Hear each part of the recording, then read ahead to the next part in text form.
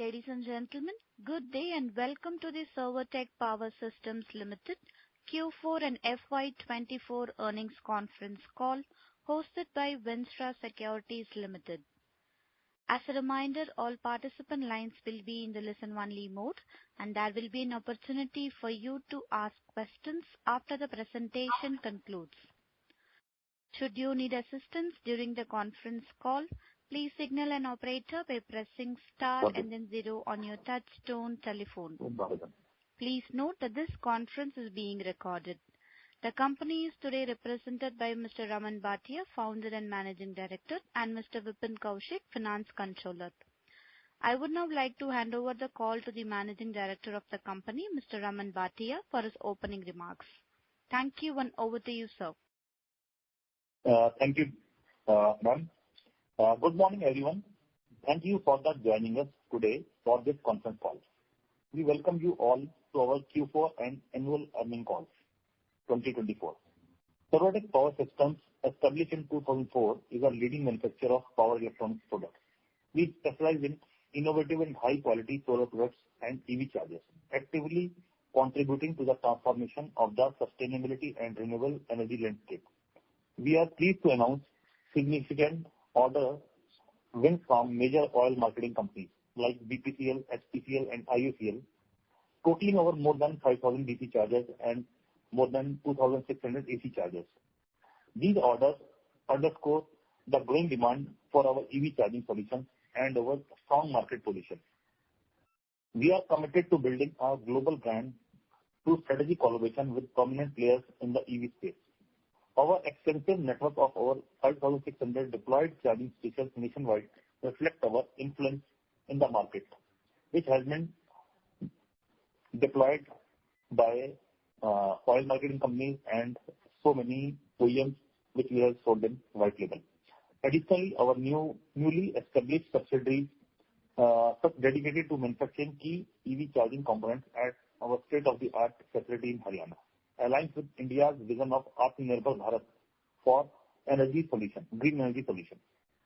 The rapid growth of electric vehicles and the increasing demand for sustainable power solutions present immense opportunities for Servotech. We are strategically positioned to capitalize on this transformative shift and anticipate accelerated growth in the coming quarters. Our financial performance in FY24 reflects our strong market position. Revenue increased by 27.5% to 355.26 crore, driven by robust demand for EV charging units and efficient order execution. EBITDA grew by 18% to 22.36 crore, maintaining stable margins. Profit after tax stood at 11.8 crore. Servotech's future is exceptionally promising. The convergence of technological advancement, our commitment to innovation, strategic partnerships, and dedication to sustainability position us for significant growth. We are confident in our ability to expand operations and deliver value to our stakeholders. We express our gratitude to our board, management, employees, partners, and shareholders for their continued support. Together, we remain focused on delivering consistent performance and sustainable growth for Servotech. Thank you for your time. We welcome any questions you may have. Thank you. Thank you, sir. Ladies and gentlemen, we will now begin the question and answer session. If you have a question, please press star and 1 on your telephone keypad and wait for your turn to ask the question. If you would like to withdraw your request, you may do so by pressing star and 1 again. Ladies and gentlemen, if you have any question, please press star and 1 on your telephone keypad. We will wait for a moment while the question queue assembles.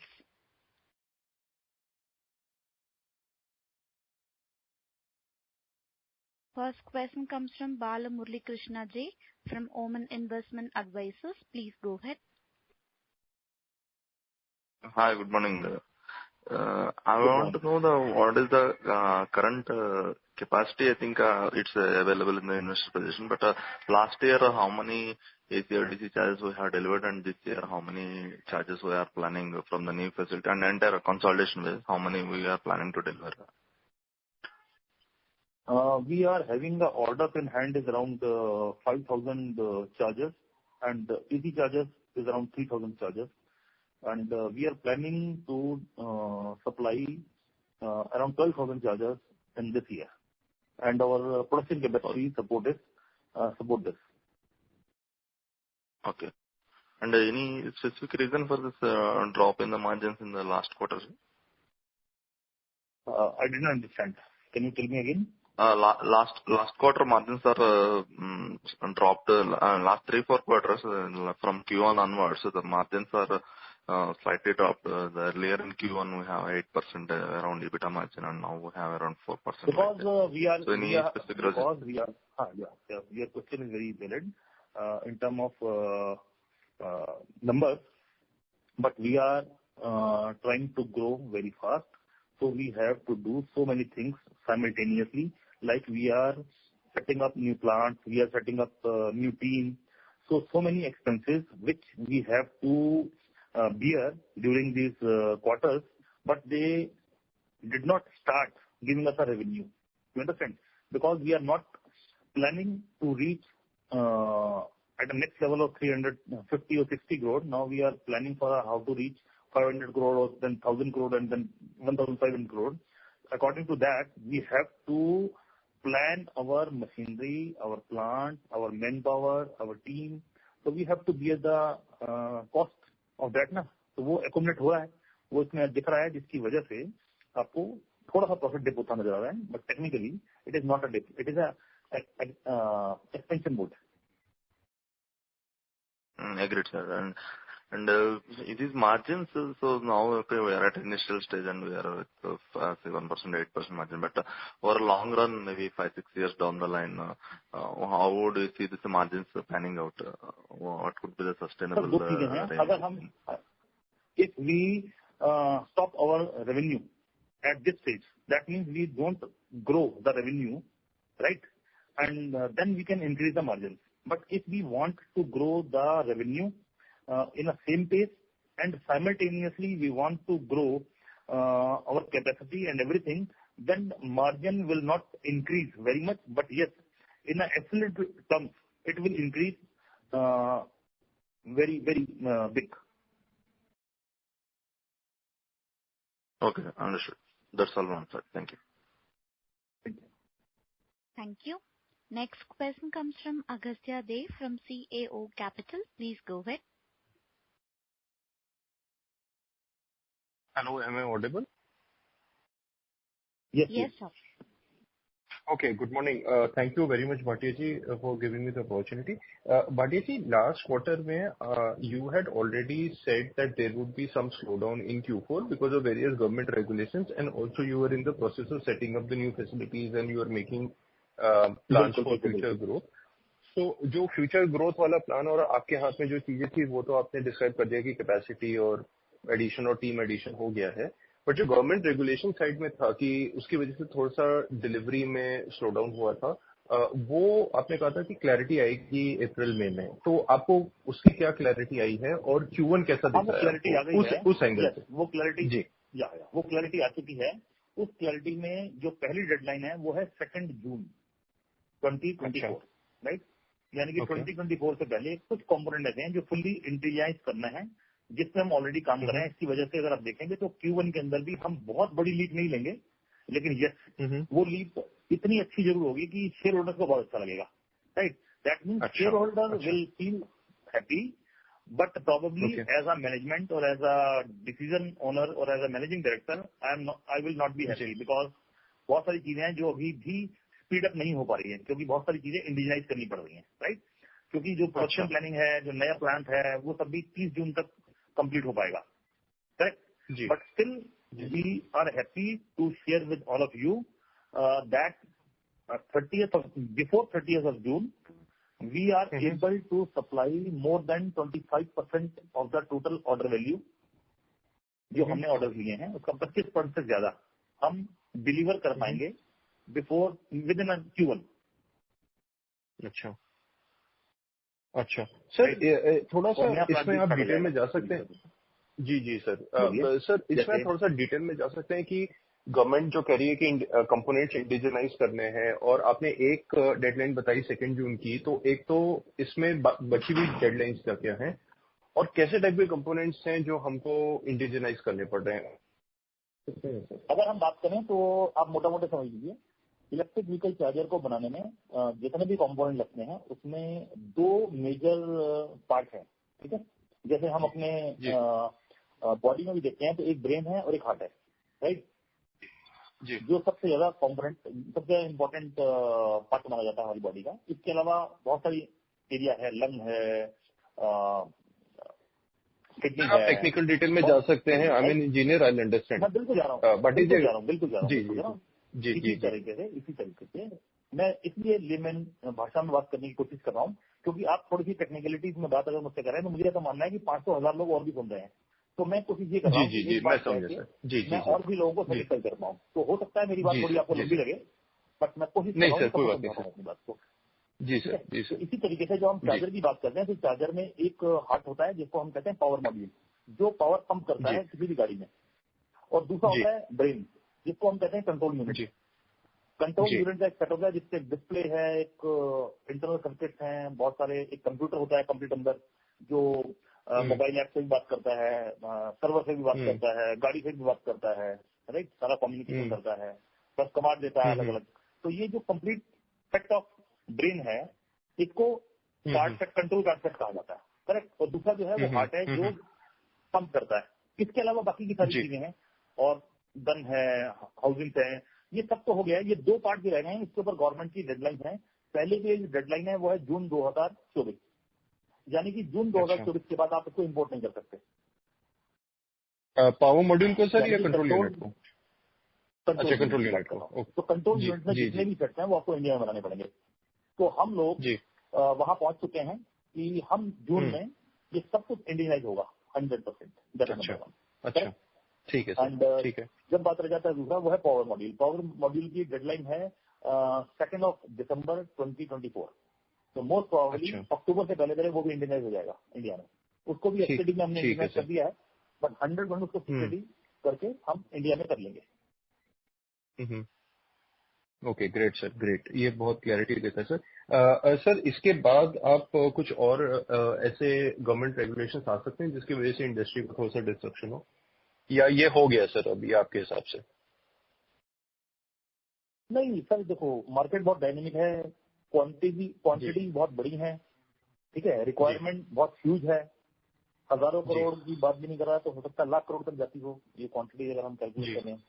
तो मैं ये नहीं कह सकता कि सब कुछ free हो गया, क्योंकि होता क्या कि जब आप इतना बड़ा कैपिटल एक्सपेंडिचर करते हैं, technically it is a capital expenditure for a government और for every company and even for everyone, right. ये कैपिटल एक्सपेंडिचर, वेरी ट्रू। तो कैपिटल एक्सपेंडिचर जब इतना बड़ा होता है तो कहीं पर भी कुछ भी गाइडलाइंस आ सकती हैं, कुछ भी नई रेगुलेशन आ सकती हैं, क्योंकि वो टाइम बताता है कि और क्या क्या होना है।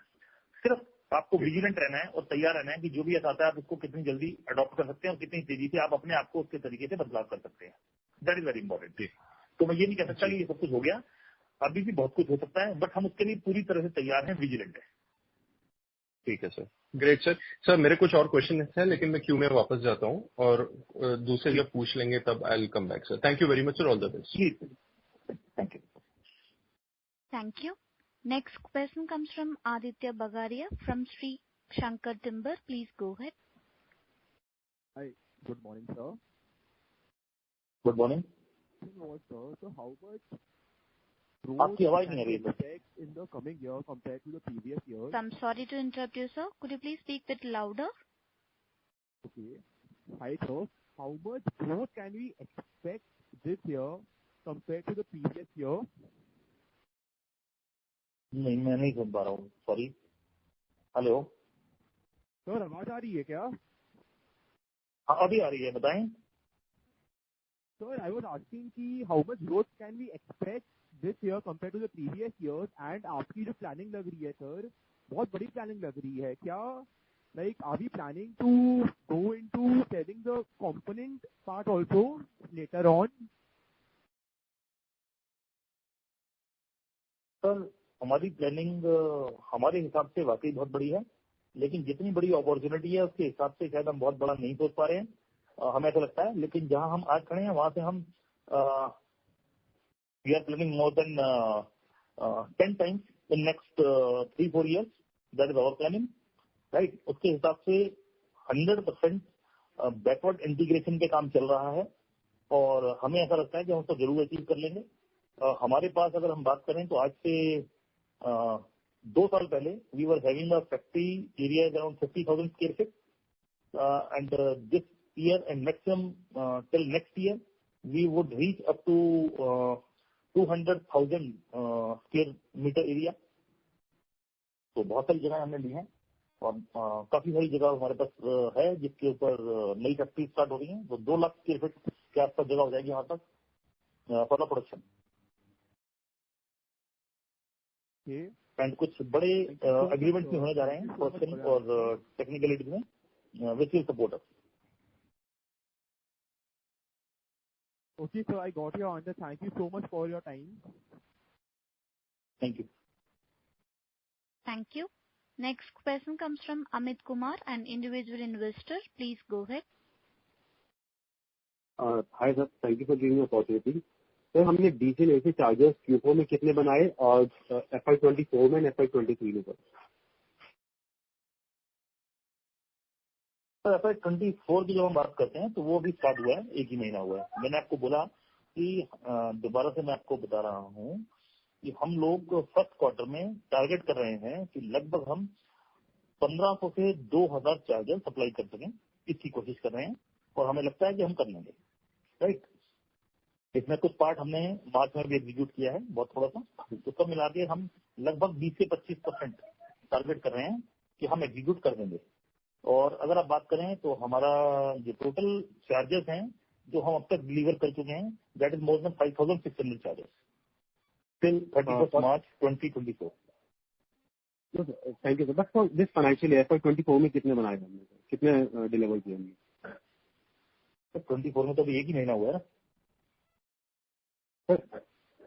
फाइनेंशियल ईयर 23-24 सर, वो पूछा था मैंने। 23-24 का? हाँ जी सर, हाँ जी। 23-24 और सर उसका इंडिपेंडेंट इंडिविजुअल डाटा मेरे हाथ में हैंडी नहीं है, बट अगर हम बात करें तो पिछले 2 साल का डाटा मेरे पास है, वो टोटल है 5600 approx. Okay sir. Sir next question था कि हमें जीपी मार्जिन 400 बेसिस पॉइंट से रिड्यूस हो गए, तो ऐसा कौन सा रॉ मटेरियल है जिसके प्राइसेस काफी इंक्रीज हुए हैं इस क्वार्टर में? प्राइसेस इंक्रीज हुए हैं सर, ग्रॉस मार्जिन हमारे 400 बेसिस पॉइंट से रिड्यूस हो गए इस क्वार्टर में, तो कौन से मतलब किस वजह से हुआ, कौन से रॉ मटेरियल या किस पैकेजिंग, क्या कॉस्ट बढ़ गया रॉ हमारा? मटेरियल की प्राइस नहीं बढ़ी, कोई रॉ मटेरियल की प्राइस नहीं बढ़ी। प्राइस डिप होने की जो ग्रॉस प्रॉफिट कम हुआ है उसके पीछे इंटेंशन है, और वो इंटेंशन बड़ी क्लियर है कि मार्केट में इस तरीके के प्राइस बेंचमार्क सेट करने हैं कि ओवर चार्ज प्राइस करके अपना प्रॉफिट बढ़ाने का कोई इच्छा नहीं है। हम बेस्ट इन क्वालिटी प्रोडक्ट को चाइना के FOB प्राइस पे इंडियन गवर्नमेंट को, इंडियन MNCs को सप्लाई करना चाहते हैं, सबसे सस्ता प्रोडक्ट देना चाहते हैं। इसलिए हमने अपने ग्रॉस प्रॉफिट को बहुत ज्यादा ऑप्टिमाइज करने की कोशिश की है। उसका हिट आपको थोड़ा दिख रहा होगा। हम चाहते तो शेयर प्राइस ले सकते हैं। ये स्ट्रेटेजिक मूव है सर। ऐसे प्रीवियस क्वेश्चन में आप कह रहे थे कि 10 टाइम्स ग्रोथ हो जाएगी नेक्स्ट 4 ईयर्स में, दैट मीन्स मतलब अभी हम लगभग 353 करोड़ पे हैं, तो लगभग 3500 करोड़ के आसपास हमारी टॉप लाइन होगी अगले 4-5 सालों में। हम ऐसा सोच सकते हैं, एक्सपेक्ट कर सकते हैं, मतलब लगभग? बिल्कुल, हम भी ऐसे ही मानते हैं और हम भी ऐसे ही सोचते हैं और हम काम भी इसी के लिए कर रहे हैं। ओके सर, अभी ऑर्डर बुक साइज क्या होगा हमारा अभी टोटल? अभी जो ऑर्डर बुक साइज है वो आज की डेट में लगभग 450 से 500 करोड़ का है। और ऑर्डर पाइपलाइन कितना है अभी? 619 करोड़ के आसपास है, लगभग 619 करोड़ का, 619 करोड़ के आसपास का है। Okay okay, thank you very much sir, thank you, all the best for great future. ठीक, thank you. Thank you. Ladies and gentlemen, if you have any question, please press star and one on your telephone keypad. I repeat, ladies and gentlemen, if you have any question, please press star and one on your telephone keypad. We have a follow-up question from Agastya Dev from CAO Capital. Please go ahead. Thank you very much for the opportunity. Bhati ji, next question मेरा था sir, आपने अभी एक बात भी बोली, उसके बारे में आपने टच किया उस बात को कि बैकवर्ड इंटीग्रेशन का आपका प्रोसेस चल रहा है। तो अभी आपका कितना परसेंट, अगर मैं बिल ऑफ मटेरियल देखूं आपका एसी एंड डीसी चार्जेस के लिए, तो कितना आपके हिसाब से आप कितना ऑलरेडी कर चुके हैं बैकवर्ड इंटीग्रेशन, और कितना लॉजिकली पॉसिबल है? कंपनी की कैपेबिलिटी कैसी है कि आप कितना बैकवर्ड कर सकते हैं? कुछ केसेस में ऐसा होता है ना सर कि आप बैकवर्ड इंटीग्रेशन तो कर सकते हैं, लेकिन it is better to buy from the market, because market में दूसरे लोग भी कैपेसिटी डाल के बैठे हैं, वो सस्ता पड़ जाता है। तो अभी कितना है सर, और कितना आप पहुंच सकते हैं? आपका सवाल अच्छा है।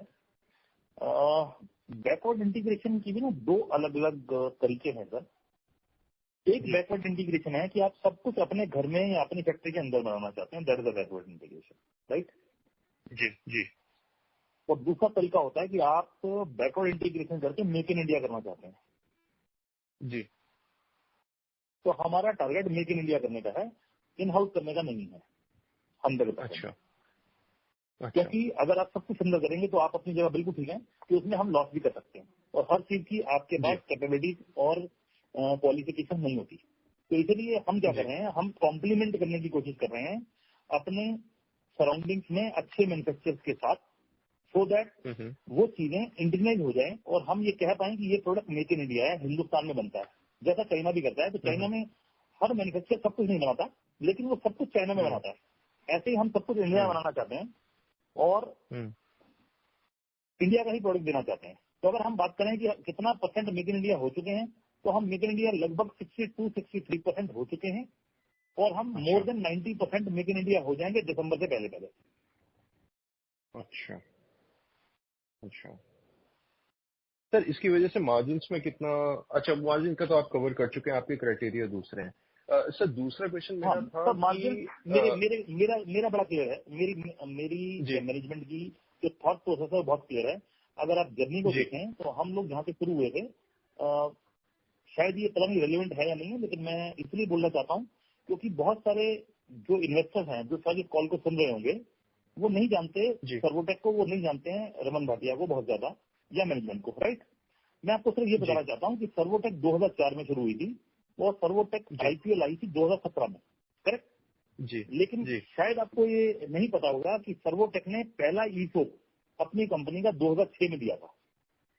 इट मीन मैनेजमेंट के मन में ये पहले से ही था कि हमें एक साथ अमीर बनना है, अकेले अमीर नहीं बनना, यानी कि कंपनी को बड़ा करना है और साथ जुड़े हुए हर एक को आगे लेके जाना है, इस इकोसिस्टम को डिजाइन करना है।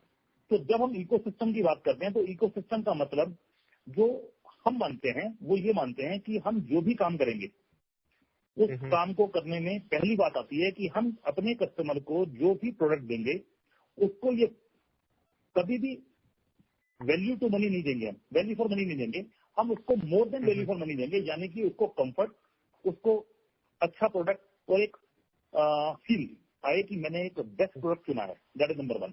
किस प्राइस पे? उस प्राइस पे जिस प्राइस पे इंडिया में कोई दे नहीं सकता, यानी कि बेंचमार्किंग ये होनी चाहिए कि आज दुनिया कहती है कि चाइना से सस्ता कोई नहीं दे सकता, हम ये साबित करना चाहते हैं कि इलेक्ट्रिक व्हीकल चार्जर में हिंदुस्तान से सस्ता कोई नहीं दे सकता, और हम ये साबित करके दिखाएंगे। तो जब ये करने की बात करेंगे तो इसका मतलब हम अपने प्रॉफिटेबिलिटी को भी अनजस्टिफाइड नहीं रखना चाहते, ये है पहली चीज। तो जब हम ऐसा करेंगे तो इस कंडीशन में पहली चीज हमने जो दी वो दी उसको जिसकी वजह से कंपनी चल रही है, वो है कस्टमर। तो कस्टमर को दोनों चीजें दी। अब इसके बाद जो मार्जिन के रूप में पैसा आएगा जिसको आप ग्रॉस प्रॉफिट कहते हैं, उस मार्जिन में से पहला अमाउंट इसी कंपनी पे खर्च होगा, इसी के इंफ्रास्ट्रक्चर को और बेटर करने के लिए, ताकि ये इंफ्रा बढ़िया हो हमारे, ताकि हम और बढ़िया प्रोडक्ट बनाएं। फिर जो पैसा बचेगा उससे अपने एम्प्लॉइज को बेहतर बनाएंगे। इसके बाद हमारे सप्लायर को बेस्ट करेंगे ताकि सप्लायर हमारे को सपोर्ट कर पाए। इसके बाद जो प्रॉफिट बचेगा वो हम अपने शेयर होल्डर्स में बांटेंगे। That is the thought process. और शेयर होल्डर्स को भी जो हम देना चाहते हैं वो देना चाहते हैं कि इस मार्केट में जो स्टैंडर्ड बनाए गए हैं कंपनीज के, हम उसके सबसे हाईएस्ट लेवल को अचीव कर पाए। That is the thought process. अब इसको कैसे कैसे कितना इसको परफॉर्म करेंगे, कितना एक्सीलेंस ला पाएंगे, कितना प्रिसाइज कर पाएंगे, इस पे काम कर रहे हैं। तो हर एक एरिया पे काम कर रहे हैं। तो अगर आप देखेंगे तो हम लगातार इंप्रूव कर रहे हैं एब्सोल्यूट टर्म्स में। करेक्ट। तो चाहे आप पिछले 5 साल का डेटा देख लीजिए, आप 7 साल का डेटा देख लीजिए, हम लगातार इंप्रूव कर रहे हैं। तो वो ये नहीं कह सकता कि आप नीचे जा रहे हैं। तो हम काम उसके लगातार कर रहे हैं। चाहे हमने जीपी को घटा दिया, चाहे हमने नेट प्रॉफिट को थोड़ा सा घटा दिया, लेकिन आप देखेंगे काम हर जगह हो रहा है। टेक्नोलॉजी पे काम हो रहा है, प्रोडक्ट पे काम हो रहा है, प्लांट पे काम हो रहा है, एम्प्लॉइज पे काम हो रहा है। आज आप एम्बिशन बॉक्स पे जाके देखिए, लिंक्डइन पे जाके देखिए, मतलब आज हम हर जगह पे काम कर रहे हैं। आज एम्प्लॉइज हमारे साथ काम करके खुश है, आज सप्लायर हमारे साथ काम करके खुश है, आज इन्वेस्टर हमारे साथ खुश है, आज हमारा कस्टमर हमारे साथ खुश है। तो यही तो अचीव करना है, यही तो इकोसिस्टम होगा। सर ये इस चीज में एक चीज में थोड़ा सा ये मैंने पिछले क्वार्टर में भी आपसे क्वेश्चन पूछा था कि कहीं सर आपका जो सोलर वाला पार्ट है, आप हमेशा मेंटेन करते हैं कि 60-40 50-50 चलता रहेगा लॉन्ग टर्म में। सोलर में हम देख रहे हैं कि ऐसा प्रोबेबली आप आर्ग्यू कर सकते हैं कि आज की डेट में सोलर में इंडस्ट्री ग्रोथ ज्यादा है, क्योंकि ईवी थोड़ा सा कम चल रहा है because of regulation and teething troubles and ये सब, but it will pick up. But as of now आज की डेट में सोलर ज्यादा है, बट हमारा जो सोलर है वो कहीं थोड़ा सा पीछे छूटता हुआ दिख रहा है। सोलर में सर थोड़ा सा क्लैरिटी दीजिए कि ये क्वार्टर में क्या हुआ, आपकी ऑर्डर बुक वहां पर कैसी है, और नेक्स्ट 2-3 ईयर्स में आपको कैसी ग्रोथ दिख रही है वहां पर।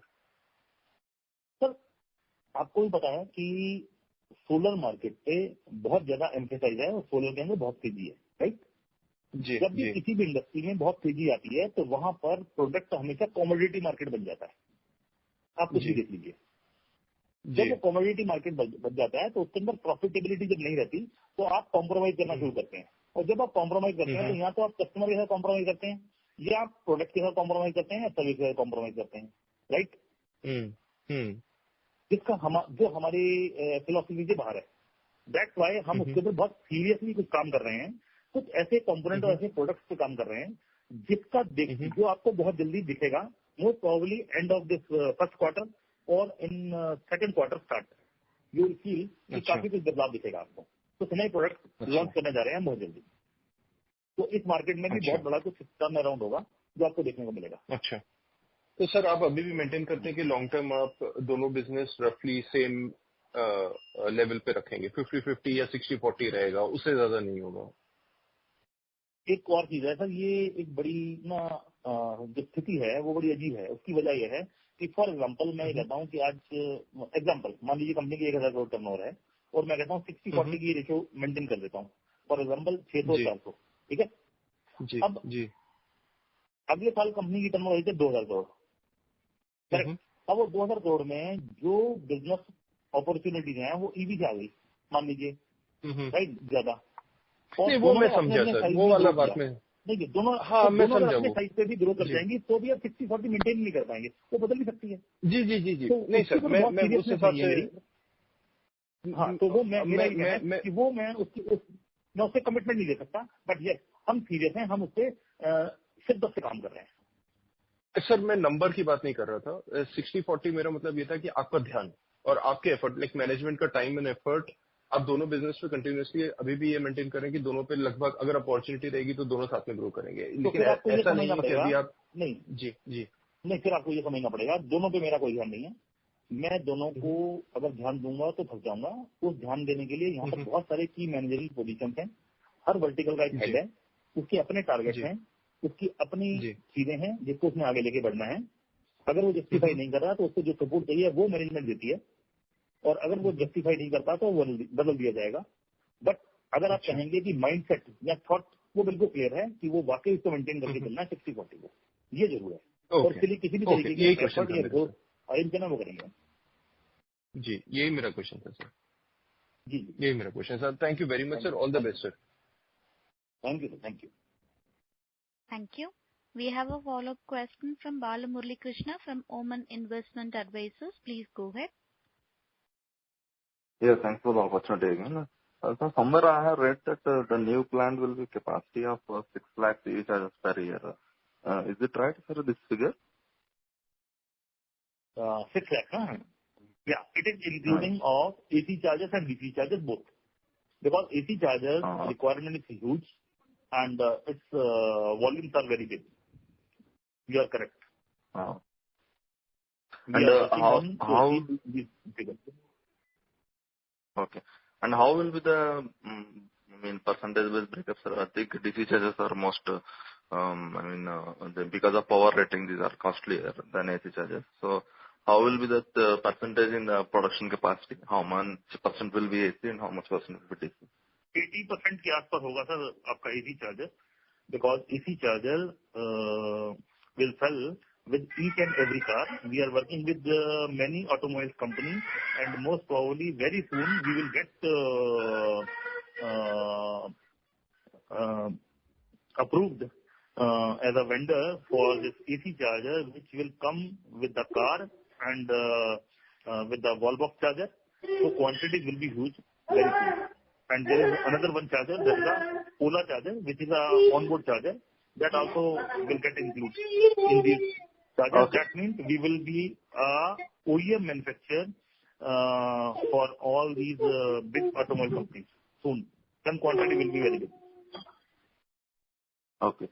And how much revenue and we are targeting this year? Huh? How much? How much revenue we are targeting this year? I cannot comment on this right now. Okay. Okay, sir. That's all. Thank you. Thank you. Next question comes from Sumit Srivastava, an individual investor. Please go ahead. Good morning Raman sir. Sir सुन पा रहे हैं आप? हाँ जी, मैं सुन पा रहा हूँ. सर ये अपनी कंपनी की मेन प्रोडक्ट्स में ईवी, सोलर, बैटरी और एलईडी में मतलब कितना ब्रेकअप है? सर एलईडी जो पार्ट है वो भी सोलर में गिना जाता है, अलग से नहीं है, क्योंकि हम डोमेस्टिक मार्केट के लिए एलईडी लाइट नहीं बनाते. हम सोलर एलईडी स्ट्रीट लाइट बनाते हैं, solar LED home lighting system बनाते हैं, इस तरीके के प्रोडक्ट बनाते हैं. तो we counted as a part of solar. तो majorly we have only two part, one is solar, one is LED, one is EV. और जब हम बैटरी की बात करते हैं तो हम एनर्जी स्टोरेज के पार्ट बना रहे हैं, वो भी सोलर के साथ बना रहे हैं. तो it is also counted in a part of solar. अच्छा सर, सेपरेट बैटरीज नहीं बना रहे हैं? नहीं बना रहे हैं, वो बैटरी हम अलग से बेचते नहीं है. हम बैटरी सोलर के साथ बेचते हैं. एनर्जी स्टोरेज हो गया या ऑफ ग्रिड सोलर सिस्टम हो गया, उस तरीके के सिस्टम से बेचते हैं. और हम लिथियम बैटरी पे काम करते हैं. ओके ओके, ठीक है सर. बेसिकली पावर इलेक्ट्रॉनिक्स से रिलेटेड सारे काम कर रहे हैं? जी जी जी जी, right. Okay sir, main customers आज की डेट में कौन कौन से होंगे अपने? सर हमने जो मेजरली अगर बात करें तो आपको Indian oil, Bharat petroleum, Hindustan petroleum का नाम लिया है. इसके अलावा कुछ ऑटोमोबाइल कंपनीज भी हैं, टाटा है, और भी कुछ कंपनीज हैं जिनके नाम हम लगातार न्यूज में भी पब्लिश करते रहते हैं. रिक्रूटेड क्लाइंट सारे ही हैं जिनके साथ हम नाम करने की कोशिश कर रहे हैं. उनके जिनके साथ अप्रूव हो चुके हैं और जिनके ऑर्डर आ चुके हैं वो हम पब्लिकली ऑलरेडी डिक्लेयर भी कर चुके हैं और न्यूज में भी आ चुका है. और कुछ लोग ऐसे हैं जो इन पाइपलाइन है, अंडर अप्रूवल है, उनके नाम अभी मैं डिस्क्लोज आपसे कर नहीं सकता. Okay sir, got it. Sir आपने अभी थोड़ी देर पहले कहा था कि कुछ आप एसी चार्जर के वेंडर सून बन जाएंगे आफ्टर सम अप्रूवल. सर वो किस टाइप के अप्रूवल्स हैं? नहीं, मैं समझा नहीं, मैंने क्या कहा था. मतलब आपने कहा था कि we will start to roll AC, we will soon become AC charger vendors after approval. जो भी गाड़ियां आप खरीदते हैं, हर गाड़ी के साथ आपको एक चार्जर मिलता है, कार के साथ, इलेक्ट्रिक गाड़ी के साथ. तो जितनी भी कंपनी की गाड़ियां आज आ रही हैं, हम सबके साथ पाइपलाइन में फाइनल स्टेज से हैं. तो उनकी गाड़ियों में भी सर्वोटेक के चार्जर आपको बहुत जल्दी देखने को मिल सकते हैं. अच्छा, ये हर मैन्युफैक्चरर का अलग अपना अप्रूवल प्रोसेस है? जी बिल्कुल बिल्कुल. तो हुंडई का प्रोसेस जो है वो मारुति भी मानेगी, मारुति का प्रोसेस जो है वो टाटा नहीं मानेगी, सबका अपने प्रोसेस है. अच्छा, सबका अलग है. तो सर ये प्रोसेस में तो काफी टाइम लगता होगा? सर 1 साल लग जाता है लगभग. तो हमने जो भी शुरू किया हुआ है सबके अंदर हमें 1-1, 1.5 साल हो गए हैं, किसी में 8 महीने हो गए हैं. अच्छा, अच्छा अच्छा, ऑलरेडी आपने इतना टाइम स्पेंड कर दिया। Already. Okay okay, that's good, that's very good. ठीक है सर। सर आपकी फैक्ट्री कहाँ पर है सर? हमारी क्या बैटरी फैक्ट्री तो विजिट कर सकते हैं कभी सोनीपत फैक्ट्री को? हरियाणा। सोनीपत हरियाणा। सर विजिट कर सकते हैं क्या कभी? बिल्कुल कोशिश कर रहे हैं सर। हमारा जो नया प्लान चालू होने जा रहा है, एक बार स्टार्ट होगा तो हम कोशिश करेंगे कि हम एक प्लान करेंगे कुछ इस तरीके का। आपने बता दिया, हम नोट करते हैं कि कैसे हम ये कर पाएं ताकि जो उसको विजिट करना चाहता है उसको हम करवा पाएं। इसके लिए थोड़ा सोचना पड़ेगा कि किस तरीके से हम आप लोगों के लिए कुछ करें। तो आज तो मैं कुछ नहीं कर पाऊंगा, लेकिन यस डेफिनेटली हम कुछ प्लान करते हैं।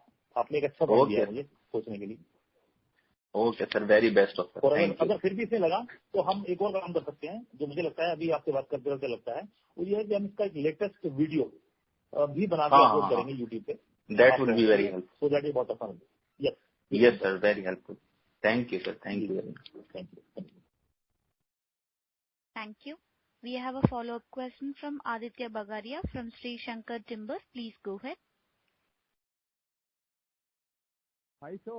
You already answered my question. Like the last person asked the same question I was going to ask, sir. So I have nothing more to ask. Thank you so much. Thank you. Ladies and gentlemen, if you have any question, please press star and 1 on your telephone keypad.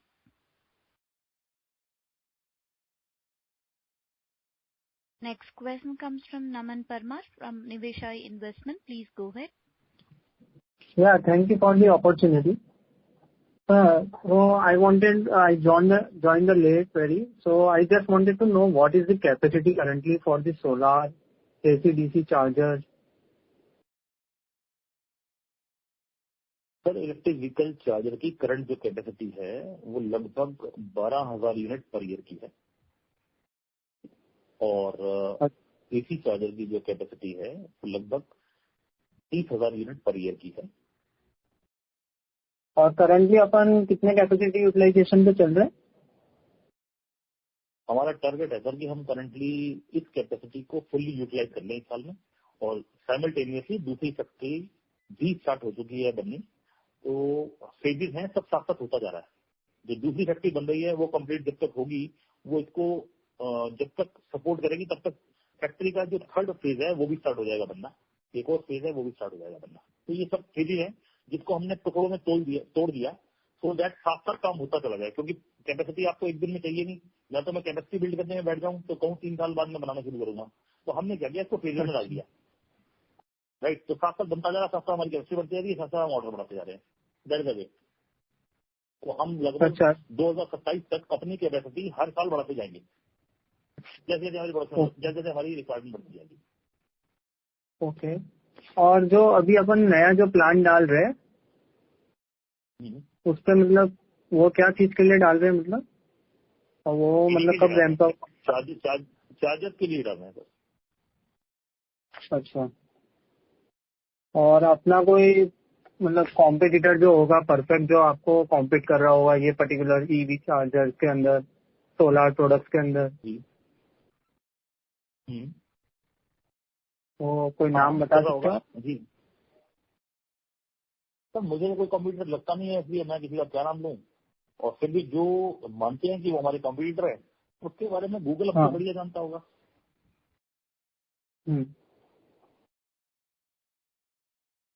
और ये जो approval लेने का जो part होता है वो generally मतलब ऑन एन एवरेज कितना टाइम लगता है? मतलब स्टार्टिंग से अगर अपने कोई पर्टिकुलर कस्टमर आया है, जैसे आप बोल रहे हो IOCL, टाटा और इन सबको आप सप्लाई कर रहे हो, तो स्टार्टिंग में आप जैसे अप्रूवल लेते हो फॉर पर्टिकुलर कोई भी प्रोडक्ट के लिए, तो वो प्रोसेस मतलब कितने टाइम का होता है जनरली? सर ये अलग अलग है। ये प्रोसेस नॉर्मली 3 महीने से लेके 1.5 साल तक का है। अब ये डिपेंड करता है कि किस चीज का अप्रूवल लेने जा रहे हो, कौन सा प्रोडक्ट आप देने जा रहे हो, किस कंपोनेंट की आप बात कर रहे हो, इन सब चीजों में बहुत कुछ डिपेंड करता है। तो इसमें इन्वेस्टमेंट भी मैटर करती है, क्योंकि कई कंपोनेंट्स को अप्रूव कराने में जो एवरेज कॉस्ट है वो 1 करोड़ से लेकर 3 करोड़ तक की है। अच्छा। तो इट डिपेंड्स। और उसके अलावा आपके पास वो सेटअप होना चाहिए जिस सेटअप से आप उस तरीके के प्रोडक्ट या कंपोनेंट को टेस्ट भी कर पाए। आज हमारे पास जो जितने भी ईवी चार्जर है उसको टेस्ट करने के लिए कोई मैनुअल टेस्टिंग नहीं है। we can test any charger in less than 5 minutes by computerized system. You just insert, just like a car, and push the button. It will work. Everything is automatic, and you will get the result on the screen. टक टक टक करके, and you will get कि ये product ठीक है या गलत है. तो everything cost us, but automation पे हमने काफी काम किया. ओके, तो आपका मतलब विजन क्या है आगे? मतलब अब मैं ये कहता हूँ, अगर मान लीजिए आज टेस्ला की गाड़ी इंडिया में नहीं है और मुझे कुछ चार्जर एक्सपोर्ट करने हैं जिन्होंने टेस्ला गाड़ी चार्ज करनी है, तो मैं कैसे करूंगा? तो मेरे पास कुछ तो होना चाहिए थे. टेस्ला गाड़ी तो आएगी इंडिया में और मैं अपना चार्जर या अपना सेटअप लेके बाहर जा नहीं सकता. तो आपके पास सिमुलेशन के क्या सॉफ्टवेयर हैं, वो कौन से ऐसे तरीके हैं जिससे आप करें तो वो सारी सेटअप और वो सारे instruments are available in our factory, in our lab, so we can test everything in house through the simulation. Okay, तो मतलब अभी आपका विजन क्या है? मतलब आगे कंपनी मतलब कौन सा वाले प्रोडक्ट से ज्यादा रिवेन्यू शेयर रहेगा और मार्जिन डिफरेंस क्या रहता है? सोलार प्रोडक्ट, ईवी चार्जर और ये इन्वेस्टर्स से थोड़ा सा डर के बोलना चाहता हूँ. टॉप की 3 कंपनियों में से एक कंपनी बनना है अगले 2 सालों में. ओके, बनाना है. ये कहूंगा आप लोगों की कंपनी को टॉप की 3 कंपनियों में से एक कंपनी बनाना है. इस बात की जिम्मेवारी देके मुझे यहाँ बिठाया गया है, जिसके नाम की चल नहीं ले रहा हूँ, तो वो करके दिखाऊंगा आपको. ओके, या thank you very much sir. Plant visit के लिए जरूर आप मतलब बताइएगा. आपका मतलब करंट प्लांट सोनीपत में ही है ना? हाँ जी, अगले वाला भी सोनीपत में. Okay, thank you very much sir. Thank you. Thank you. We have a follow-up question from Agastya Dev from CAO Capital. Please go ahead. Thank you very much sir again. Bhati ji, technical question आपसे ये पूछना था कि 2 तरीके के अगर हम ये पकड़े ईवी चार्जर, एक रहेगा जो जैसे पेट्रोल पंप के पास कहीं तो लगा रहेगा जो कि पब्लिक चार्जिंग रहेगा, और एक जैसे आप कह रहे थे कि ओईएम जो भी आप गाड़ी खरीद रहे हो उसके साथ आपको पैक करके देगा. तो इन दोनों टाइप के चार्जर्स की लाइफ साइकिल कितनी रहती है सर? जो मेरा गाड़ी के साथ आएगा वो गाड़ी के पहले खराब होगा या गाड़ी पहले बेचने का टाइम आ जाएगा? और जो पब्लिक चार्जिंग है सर जी, उसमें sir just to finish the question, जो पब्लिक चार्जिंग रहेगी उसमें ऑपरेशंस एंड मेंटेनेंस का कुछ आपको अपॉर्चुनिटी रहेगी उसमें, जिसमें आप मेंटेन कर पाए या आप ऑपरेट कर पाए, वो एक अपॉर्चुनिटी है क्या सर? आपका सवाल पूरा हो गया? जी सर. आपके सवाल में 3 पार्ट है, मैं 3 पार्ट का जवाब देने जा रहा हूँ आपको. पहला आपका सवाल ये था कि जो चार्जर्स हैं उनकी लाइफ कितनी होगी, तो इसका जवाब तो ये दे देता हूँ कि आज अगर आप याद करें तो आज से 10 साल पहले अगर पीछे जाएं तो हम जब कोई मोबाइल खरीदते थे या हम कोई कंप्यूटर लाते थे या हम कोई टीवी लाते थे, तो हम उसको खरीदते हुए उसका सर्विस सेंटर या बाकी चीजें पहले देखा करते थे, राइट? और जब वो खराब होता था तो हम उसकी ठीक कराते थे.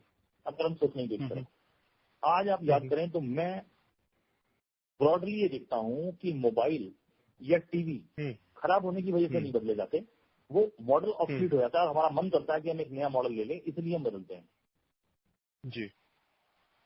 आज एलईडी टीवी खराब नहीं होते, मतलब मैं एक्सेप्शनल केसेस की बात नहीं कर रहा. यानी कि टेक्नोलॉजी उस लेवल पे पहुंच चुकी है, इतनी ज्यादा मैच्योर हो चुकी है कि आज टीवी बहुत जल्दी खराब नहीं होते हैं, आज मोबाइल खराब नहीं होते हैं. मैं छोटी कंपनी या मतलब मैं इंफीरियर ब्रांड्स की बात नहीं कर रहा, मैं बात कर रहा हूँ आईफोन की, मैं बात कर रहा हूँ सैमसंग की, मैं बात कर रहा हूँ Xiaomi, 2-4 बड़े ब्रांड्स की बात कर रहा हूँ, राइट? आप एग्री करते हैं मुझसे?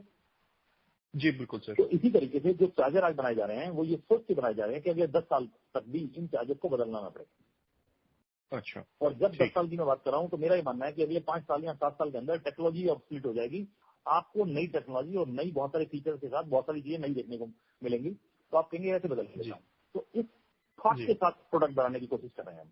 ये है आपके दूसरे सवाल का जवाब. अब आता है तीसरा सवाल, जो आपने कहा था कि हमें कोई अपॉर्चुनिटी मिलेगी. तो हम आज जितने भी चार्जर बेच रहे हैं वो 3 साल की गारंटी है और 7 साल के उसके बाद एएमसी के कॉन्ट्रैक्ट हैं.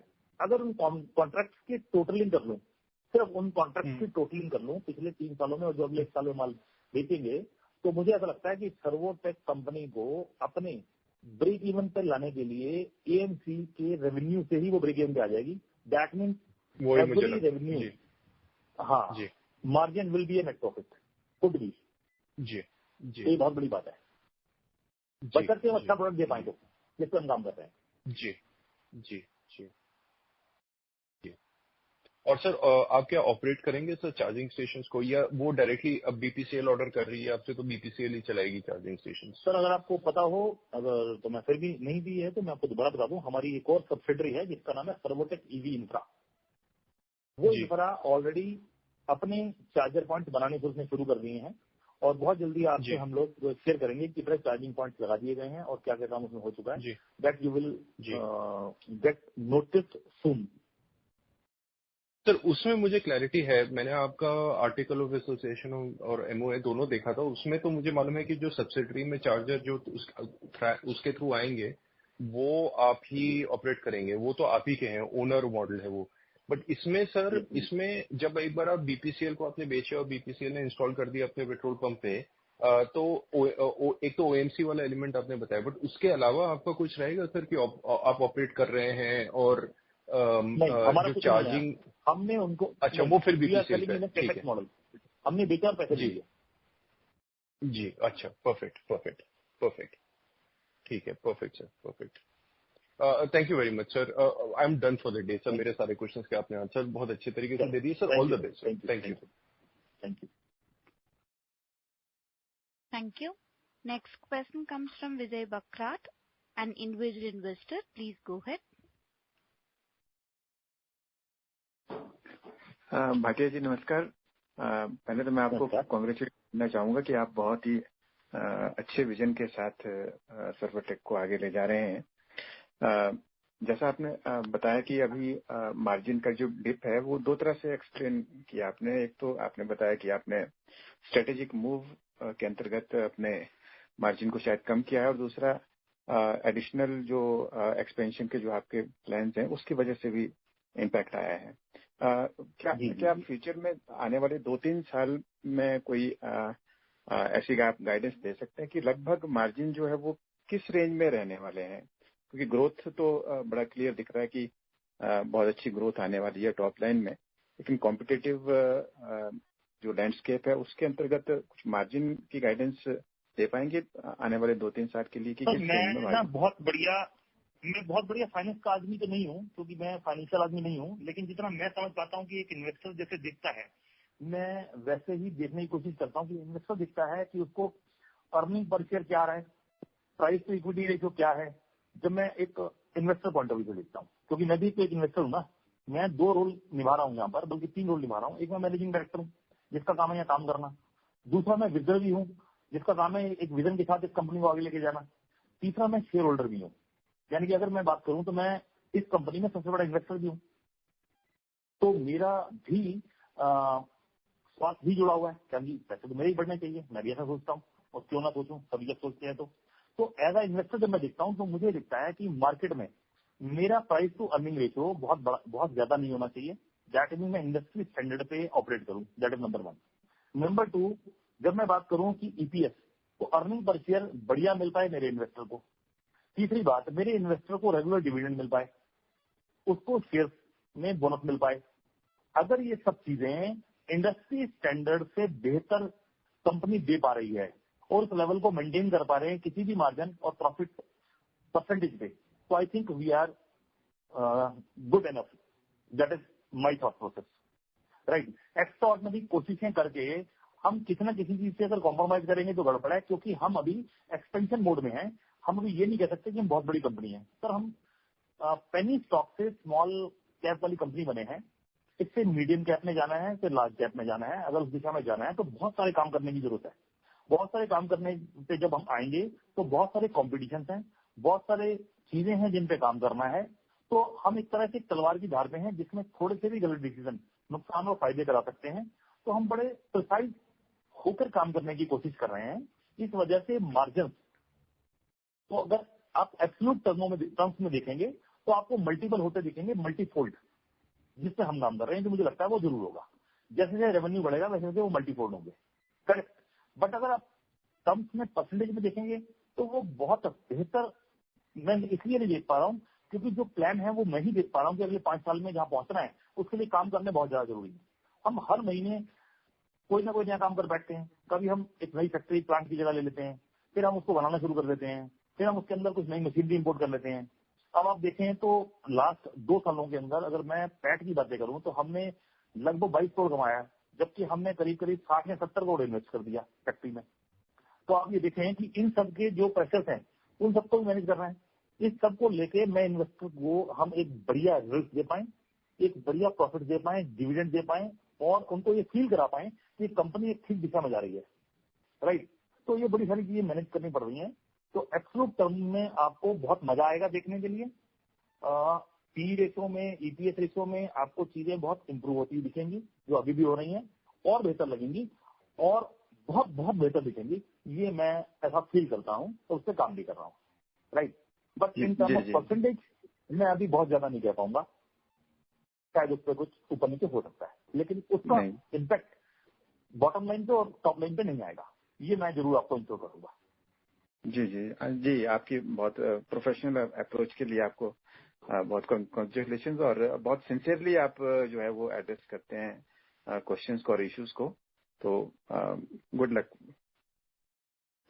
Thank you sir, thanks a lot. Thank you. The last question for the day comes from Ishan, an individual investor. Please go ahead.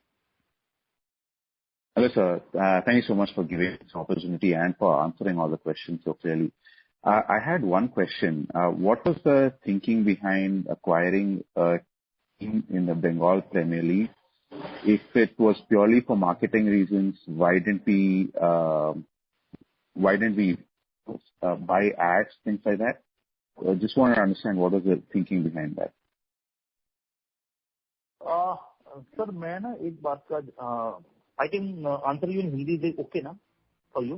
Yeah, sure. I can understand. मैं आपको ये कहना चाहूंगा कि मैंने इस सवाल का मैंने कुछ सवाल के जवाब में कुछ चीजें बताई थी। मैं दोबारा से यहाँ सभी शेयर होल्डर्स को और इन्वेस्टर्स को बताना चाहूंगा कि हम लोग यहाँ जो काम करते हैं वो हम एक ग्रिड मैट्रिक्स में ऑपरेट करते हैं, यानी कि हमारा जो ऑर्गेनाइजेशन स्ट्रक्चर है वो टॉप टू बॉटम काम नहीं करता, वो ग्रिड मैट्रिक्स में काम करता है। ग्रिड मैट्रिक्स का मतलब है कि हमारी कंपनी में जितने भी टॉप शॉट लोग हैं या पुराने लोग हैं वो सर्विस इंडस्ट्री की तरह या ट्रबल शूटर की तरह काम करते हैं। दैट मीन अगर किसी को प्रॉब्लम है तो वो हेल्प करेंगे, आइदर वो आइडियल स्टेज में काम करेंगे और वो ब्रेनस्टॉर्मिंग करते रहेंगे कि और क्या कर सकते हैं, राइट। इसके बाद जो टॉप टू बॉटम है वो वर्टिकल हेड होते हैं, जो काम करते हैं कि हम वर्टिकली क्या क्या चीजें कर सकते हैं और वो अपने उस वर्टिकल के हेड होंगे और वो प्रॉफिट एंड लॉस को मेंटेन करने की जिम्मेवारी उनकी है और वो उसमें कोई भी डिसीजन ले सकते हैं। That is my thought process. हम इस तरीके से ऑपरेट करते हैं। जब ऐसे ऑपरेट करते हैं और 2-3 वर्टिकल के हेड मिलकर ये कहते हैं कि हमें कुछ चीजों से बेनिफिट आ सकता है या हमें कुछ ऐसी मार्केटिंग एक्टिविटीज पे इतना पैसा स्पेंड करना है, तो इट वॉज प्लान कि अगर ये क्रिकेट टीम, क्योंकि क्रिकेट आज हिंदुस्तान का पैशन है, इसको अगर साथ जोड़ लिया जाए तो इससे एक मार्केटिंग स्पेंड जो हमने ब्रांड के लिए करना था एक आम आदमी तक पहुंचने के लिए, वो उतने ही स्पेंड में हमें एक फ्रेंचाइज मिलती है जो आने वाले टाइम में कंपनी को एक वैल्यूएशन भी दे सकती है और एक ठीक दिशा में ले जा सकती है। तो उस पर काम करना चाहिए। तो इसमें एक एस्पेक्ट था बिजनेस पॉइंट ऑफ व्यू और दूसरा एस्पेक्ट था जो वर्टिकल के हेड से जो कहते थे कि इससे हम मार्केटिंग के बेनिफिट्स ले लेंगे और अपने आप को ईस्टर्न इंडिया में एस्टेब्लिश कर लेंगे। वो भी इसको उसका बेनिफिट वो भी लेने के लिए तैयार हैं। उन्होंने अपना एक पूरा प्लान बनाया है। They are doing on that. तो it was a conclusive decision by the team. That's why we took this decision and we are expecting it will be a good in the future. Got it, sir. Thank you so much. Thank you. Thank you. Now I hand over the floor to management for closing comments. Yeah. We sincerely thank everyone for joining us today. We trust that we have provided a comprehensive overview of our company and business model and addressed all your questions. We are witnessing significant growth across our diverse product range, fueled by our continuous research and development efforts and strategic initiatives. We remain committed to introducing innovative products, expanding into new markets, and delivering value to all our stakeholders. For any further questions or inquiries, please don't hesitate to contact our investor relation team, Kunal Shah or Naman Maheshwari from Captive IR. They will be happy to assist you. Thank you again for your time and participation. Have a wonderful day. Thank you. Thank you, members of the management. Ladies and gentlemen, on behalf of Vinstra Securities, that concludes this conference. Thank you for joining us. You may now disconnect your lines.